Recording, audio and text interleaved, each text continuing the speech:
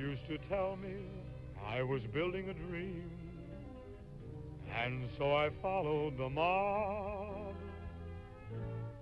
When there was earth to plow or guns to bear, I was always there, right on the job.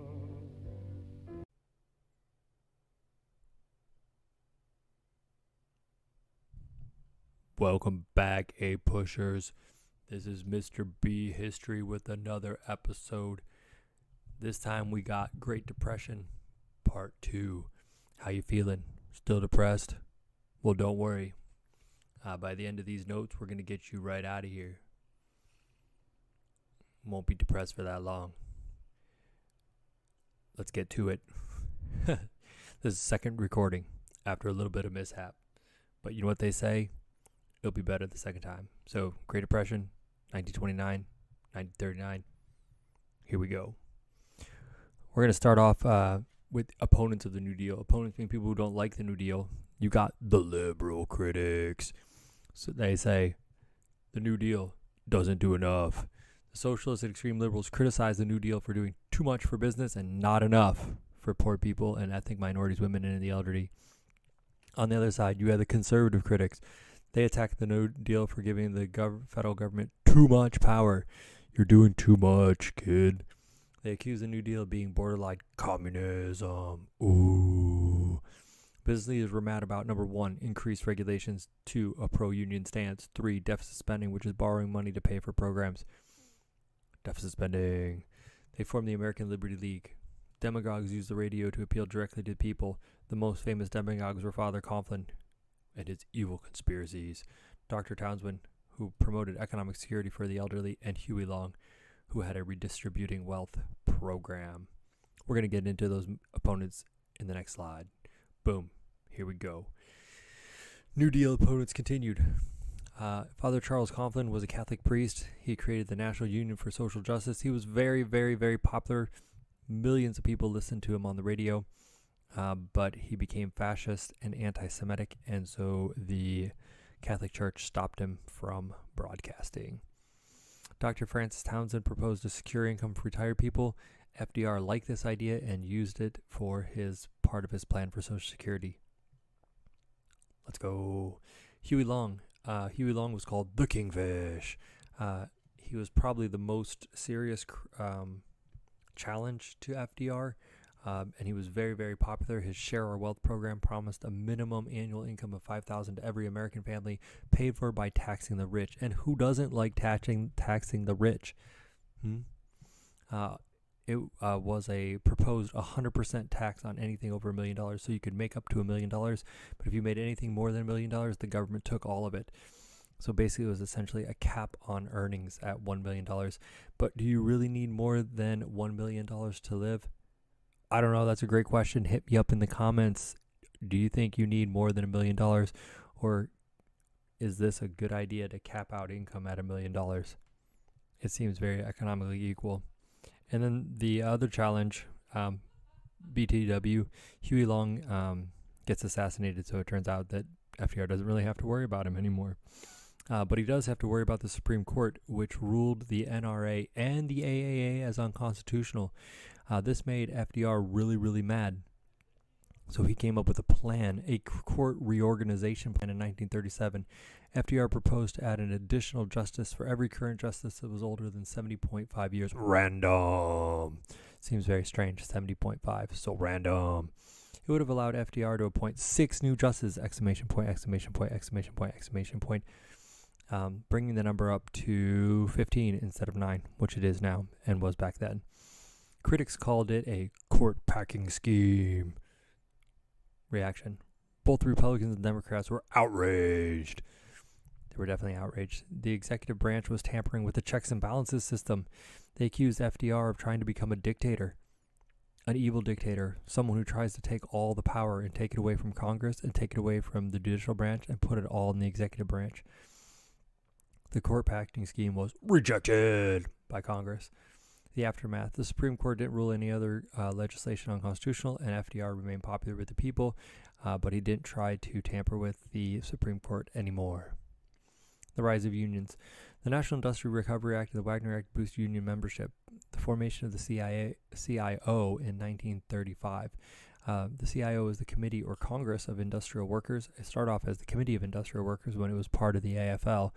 But then when it broke away from the AFL, it became the Congress of Industrial Workers led by John Lewis. If you remember, the AFL was formed way back in the Gilded Age, and it was quite successful because it only allowed skilled white male laborers, which gave them an edge. But the Congress of Industrial Workers welcomed everyone. Just like all labor unions, they use strikes, but this time they used sit-down strikes, which was not just refusing to go to work, but actually sitting inside the factory, which would ensure that you couldn't hire replacements, right? Because you're sitting there right there in the factory. This was fairly successful, and they had the United Auto Workers Union being formed, which is a very powerful labor union even to this very day. The Fair Labor Standards Act of 1937. The Fair Labor Standards is fairly important, as it's still around today. It's one of those New Deal things that's still existing. It set the following regulations for all interstate commerce. Number one, a minimum wage. So it's the first time we're going to have a minimum wage. If the government does this, it's 40 cents an hour. I know that doesn't seem like a lot, but back then it was a lot. Number two, maximum work week of 40 hours. I know that doesn't seem a lot, but that's what it is now. So, and you get time and a half for overtime. Anything you work over 40 hours, this is the same it is to this very day.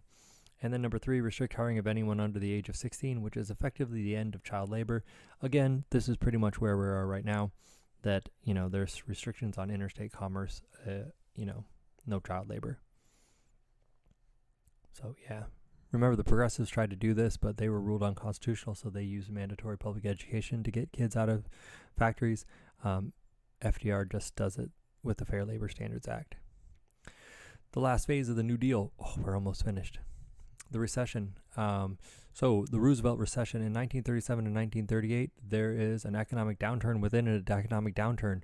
So there's a recession within the Great Depression because things were kind of starting to bounce back. The New Deal was kind of working. So after some recovery, unemployment went down to 15% from 25%. So that seems positive. But then the economy starts drifting backwards in the winter of 1937. Part of this is because Social Security, is a tax. It takes money right out of your paycheck, so people have less money to spend, and government cuts back on stimulus spending. So put those two things together, and you have a little bit of a recession. It turns out that Keynesian economics, you just had to spend more money. So deficit spending is good, and what is needed to prime the pump to increase investment and create jobs. This was the foundation of the New Deal philosophy. A weakened New Deal. After 1937, there's no new major New Deal legislation being passed. Concern shifted to fears of Nazi aggression. So already in Europe, Hitler is starting to take over because there was a Great Depression in Europe, and he was able to seize power, and then now he's being aggressive and taking over the countries around him. So this is going to start taking our attention away from our domestic issues. Life during the Great Depression. There's a depression mentality. It's an attitude of insecurity and economic concerns from living through the hard times. People would tell stories like, back during the Great Depression, we had to walk to school 5 miles, and it was uphill both ways, because that's how hard it was. And even when prosperity times returned, they still lived with these insecurity and economic concerns. Many had to go to work to help support the family. They were paid less than men. And then on top of all this depression stuff, there was a Dust Bowl, which was a severe drought and heavy winds which blew away the topsoil in the Midwest. The Okies and the Arkies, which were from Oklahoma, northeastern Texas, Kansas, they migrated west to California in search of farm work. John Steinbeck wrote a novel about it called The Grapes of Wrath in 1939. It's a famous book. It's depressing because, it's during the Great Depression. The Soil Conservation Service was established to prevent future dust bowls, and actually was fairly successful using contour farming and planting trees to kind of slow down the wind, and then irrigation to prevent droughts. And we haven't had a huge dust bowl like we did ever again. African Americans increased racial tension. They were the last hired and first fired. The New Deal provides limited segregated jobs. They do get moral support from Eleanor Roosevelt, the first active First Lady. in office. African Americans were appointed to middle-level federal departments. Mary McLeod Bethune she directed the National Youth Administration. So she was the director of the National Youth Administration, which was a New Deal agency to help the young. The Fair Employment Practices Committee, the executive order, which is an executive order. It was created by an executive order, which is assisting minorities in getting jobs in defense industries. This doesn't happen until 1941. This is while World War II is already fully going, and the United States is almost about to join. So this isn't really a New Deal thing. It's more of a World War II thing. But whatever. We'll put it in here right now. American Indians, the Bureau of Indian Affairs, the Indian Reorganization Act of 1934. This is a major change in Native American policy, and it reserved the Dawes Act. That's right, the Dawes Act, which forced assimilation on the Native Americans way back in the Gilded Age, it's going to get reversed. So the U.S. government is going to return lands to the control of the tribes. Now, they're not going to return much of their land, but they're going to give the land that they have, the reservations, back to tribal control. So they'll be ruled over by tribal councils and have tribal laws.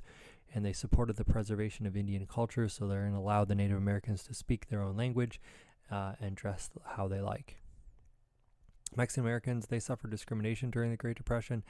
There was also Mexican repatriation, or thousands of Mexicans moving back to Mexico because of lack of jobs and discrimination in the United States.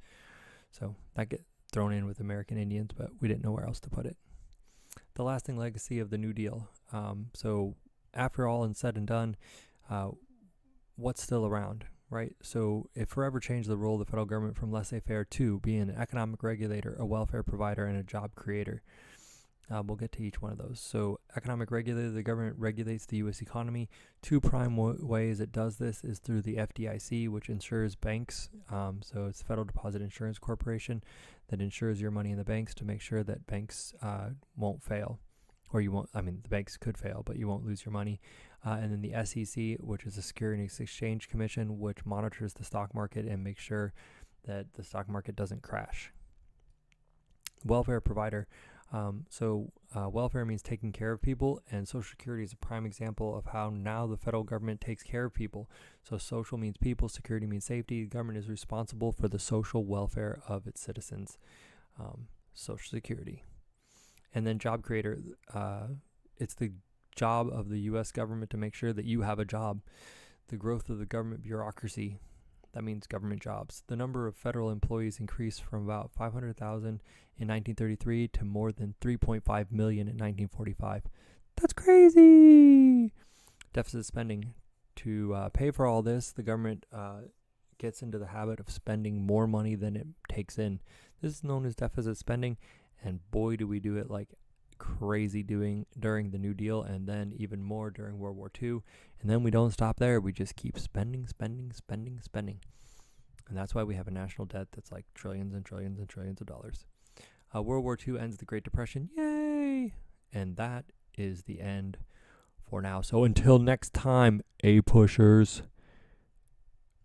I hope you enjoyed the episode. Make sure you like, comment, subscribe, add, ring the bell for notifications. Tell your friends, tell your friends' friends, tell your friends' friends.